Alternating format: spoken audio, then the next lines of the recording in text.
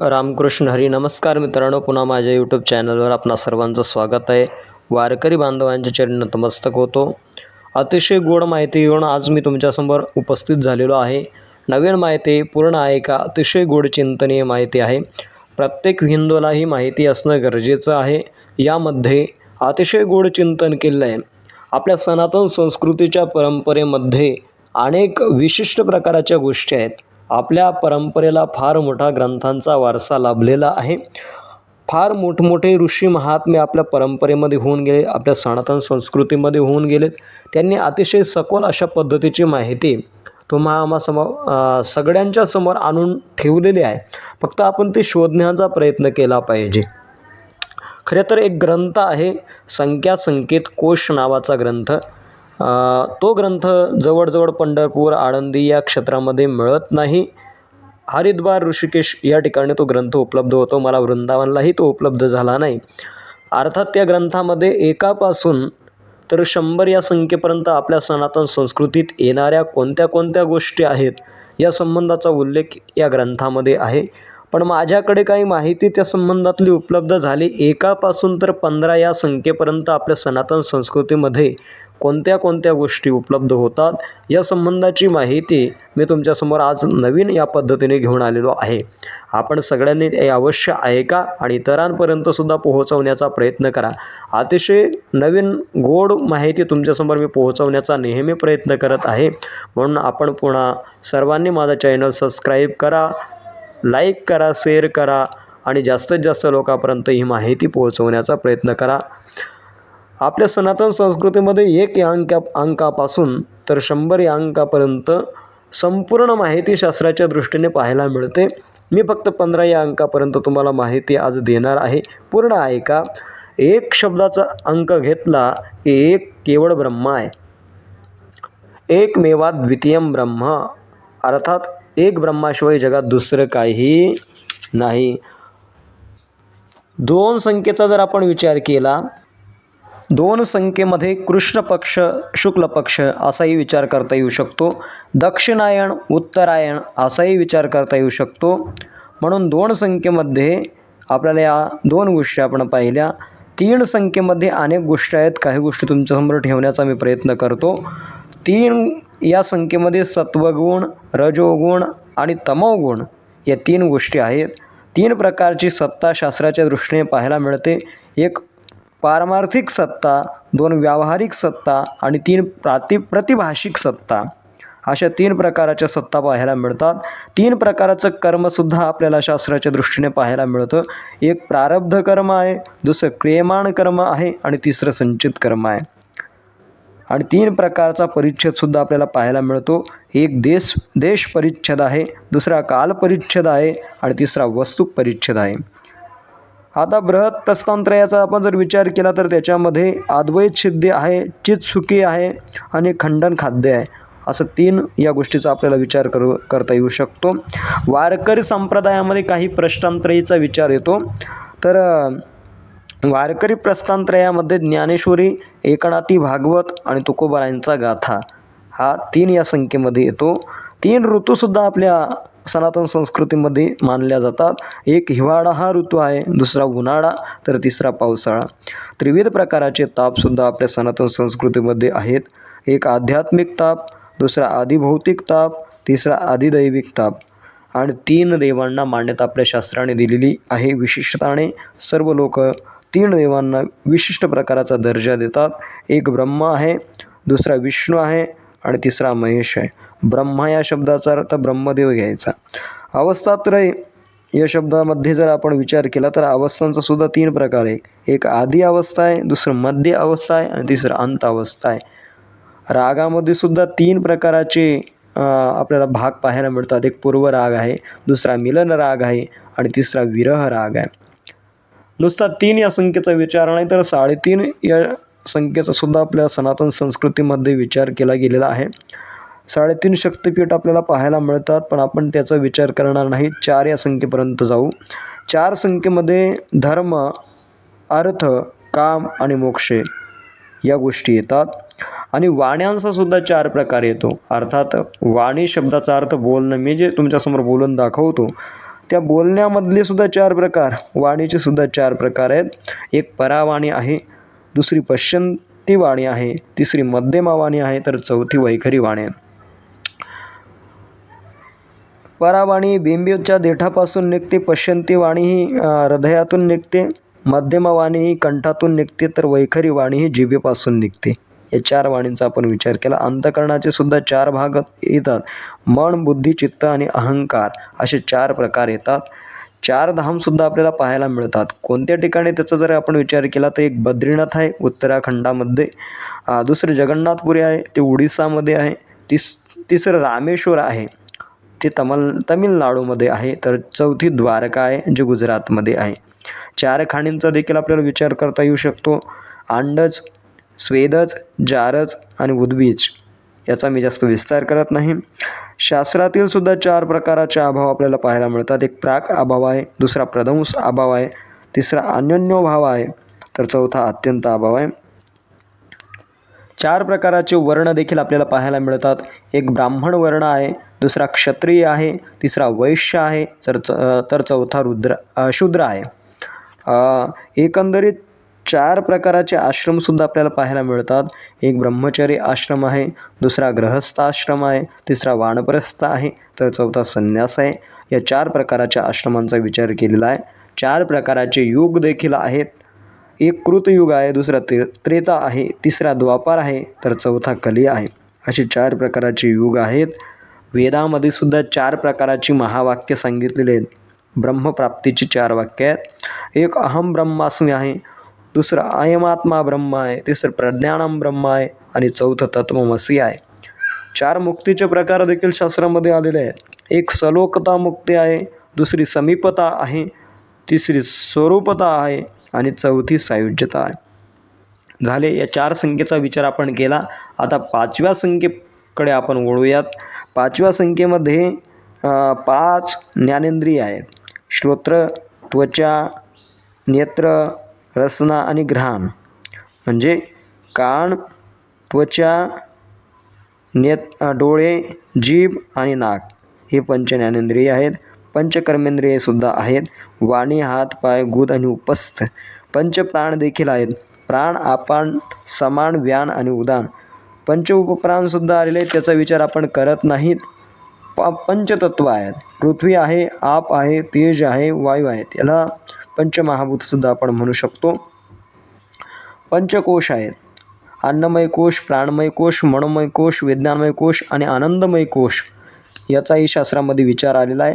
पंचामृत आपल्याला पाहायला मिळतं. शास्त्राच्या दृष्टीने एखाद्या पूजेमध्ये किंवा एखादा अभिषेक करायचा असेल तर पंचामृताच्या संबंधाने आपल्याला तो अभिषेक करावा लागत असतो. त्याच्यामध्ये दूध, दही, तूप, साखर आणि मध हे 5 प्रकाराच्या गोष्टी मिळवल्या जातात. पंचप्रकाराच्या देवता शास्त्राने मान्य केलेले आहेत.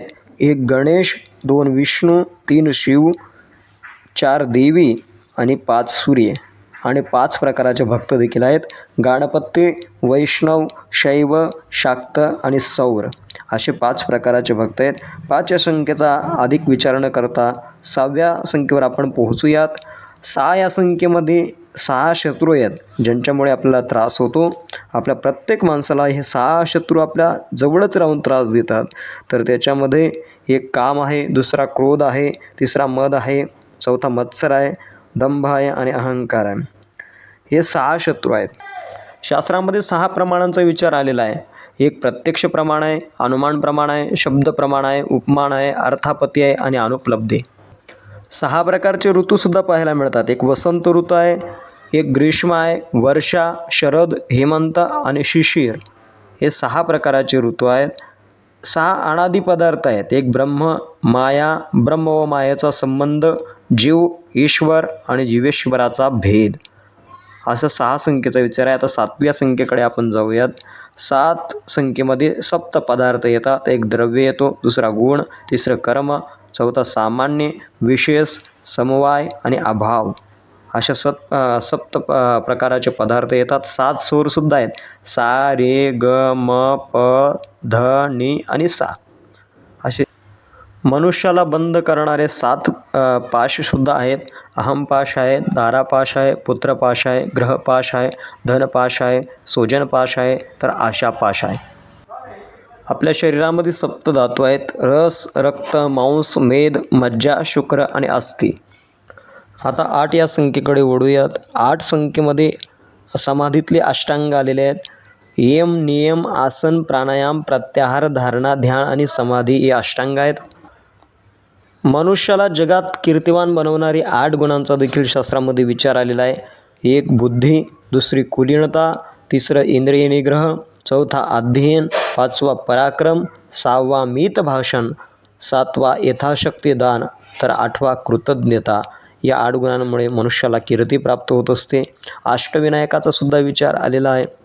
त्यामध्ये मयुरेश्वर, महागणपती, चिंतामणी, श्री वरदविनायक, गिरिजात्मज, श्री बल्लाळेश्वर, श्री विघ्नेश्वर आणि सिद्धिविनायक अशा 8 गणेशांचं देखील वर्णन आलेलं आहे.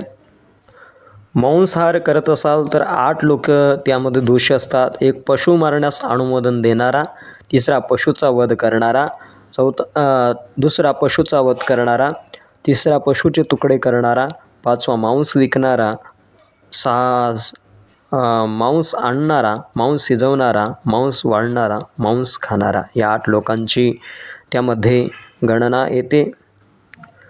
अजून अष्टवसूंचा विचार आहे, अष्टपर्वताचा विचार आहे, अष्टदिक्पाळाचा विचार आहे. पण या सर्वांचा विचार आता न करता आपण 9व्या या संख्येकडे पोहोचूयात. 9 संख्यामध्ये 9 प्रकाराचे रस आहेत. कवित्वामध्ये 9 रसांचा उच्चार केला जातो. 1 शृंगार आहे, वीर आहे, करुण आहे, अद्भुत आहे, हास्य आहे, बीभत्स आहे, रौद्र आहे आणि शांत अशा 9 रसांचा विचार आपल्याला पाहायला मिळतो. 9 नारायण देखील आहेत. नवरात्रीमध्ये पूजनीय 9 कन्यांचा सुद्धा विचार आलेला आहे. नागांचे 9 प्रकार आहेत. या 9 या संख्येमध्ये सुद्धा भरपूर आहे.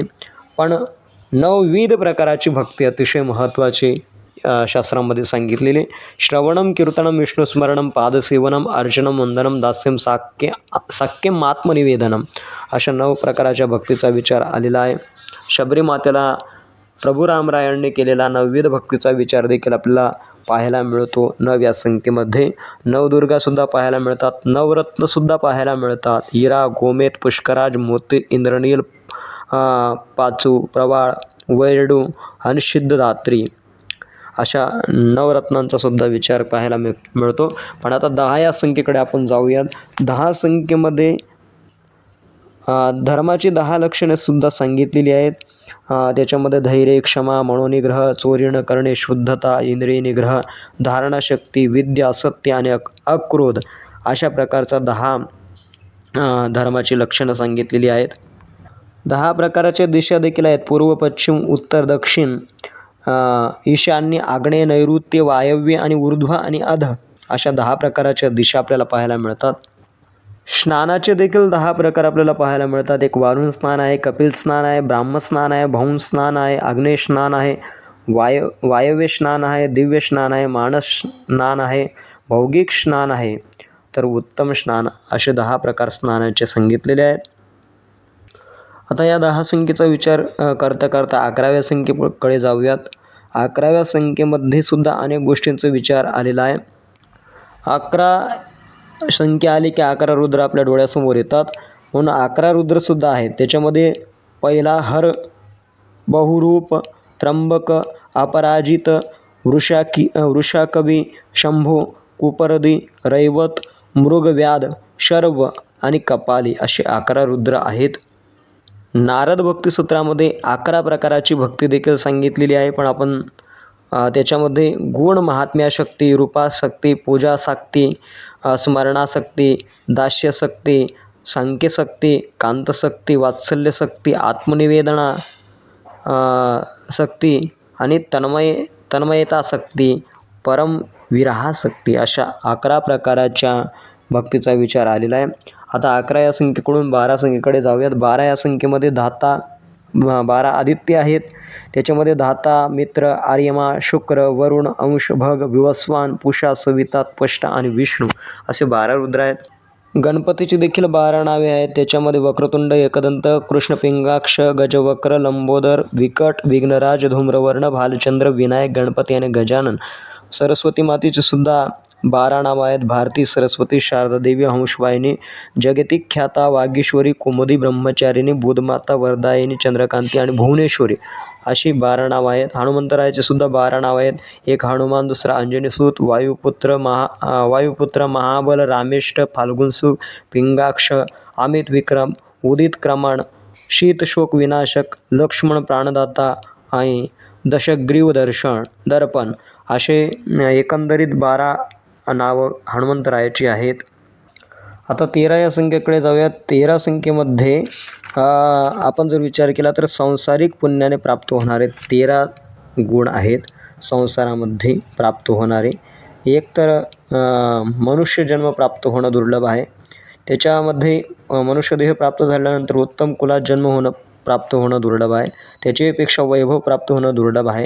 त्याच्यापेक्षा दीर्घायुता प्राप्त होणं गरजेचं आहे. त्याच्यापेक्षा आरोग्य प्राप्त होणं महत्त्वाचं आहे. त्याच्यापेक्षा चांगले मित्र मिळणं महत्त्वाचं आहे. सुपुत्र मिळणं महत्त्वाचं आहे.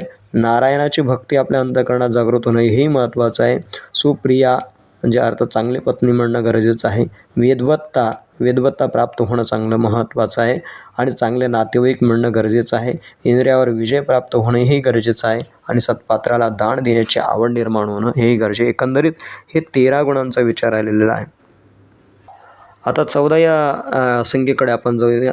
14 प्रकारची मन्वंतरे आहेत. एक स्वयंभू, दुसरा स्वारोचिष, तिसरा अवतम, तामस, रैवत, चाक्षुष, वैवस्वत, सूर्यसपर्णे, दक्ष सावर्णी, ब्रह्म सावर्णे, धर्म सावर्णे, रुद्र सावर्णे, रोच्य आणि भौत्य असे 14 प्रकारचे मंथन आहेत. समुद्र मन्वंतरे आहेत. समुद्र मंथनामधून निघालेले 14 रत्नांचा सुद्धा विचार आपल्याला पाहायला मिळतो. त्याच्यामध्ये लक्ष्मी आहे, कौस्तुभमणी आहे, पारिजातक वृक्ष आहे, सुरा आहे अर्थात मदिरा, धन्वंतरी आहे, चंद्र आहे, कामधेनू आहे, गाय आहे, ऐरावत हत्ती आहे, रंभादी देवांगणा आहेत, सप्तमुखी अश्व आहे, उच्चश्रवा अर्थात त्यालाच उच्चश्रवा म्हणतो आपण, सप्तमुखी आहे, वेश आहे, शारंग धनुष्य आहे, पांचजन्य शंका आहे आणि अमृत आहे. अशा 14 रत्नांचा विचार आलेला आहे. 14 भुवने देखील आहेत. त्याच्यामध्ये आपण जर विचार केला तर भूरलोक, भोरलोक, स्वर्गलोक, जनलोक, तपोलोक, महरलोक आणि सत्यलोक हे 7 भुवनं झाली आणि 7 प्रकारचे पातळ आलेले आहेत. आतल, वितल, सुतल, तलातल, महातल, रसातल आणि पाताळ. तुकोबारायांचे सुद्धा 14 टाळकरी होते. त्याच्यामध्ये कानोबाराय, मोरे, कोंडपंत लोहकर, कोंड पाटील, नावजे माळे, सानोबा ठाकूर, शिवबा कासार, संताजी जगनाळे, गंगाजी मवाळ, महादजी पंथ, मालजी गाढे, मल्हार पंथ, गवर शटवानी, रामेश्वर भट्ट आणि आबाजी पंथ असे 14 प्रकारचे टाळकरी तुकोबारायांचे होते. मायेचे सुद्धा 15 प्रकार शास्त्रामध्ये सांगितलेले आहेत. 15 या संख्येपर्यंत येऊन पोचलेलो आहे. मायेचे 15 प्रकार सांगितले. एक माया, अविद्या, प्रकृती, शक्ती, सत्या, मूला, तुला, योनी, अव्यक्त, अव्याकृत, आजा, अज्ञान, तच्छ आणि अनिर्वचनीया असे 15 प्रकार मायेचे सांगितलेले आहेत. धनामागे सुद्धा 15 प्रकारचे अनर्थ आहेत. एक चोरी, हिंसा, असत्य, दांभिकपणा, काम, क्रोध, अभिमान, मद, भेद, वैर, अविश्वास, स्पर्धा, जुगार, दारू आणि वैश्यगमन असे 5 प्रकारचे अपराध आहेत.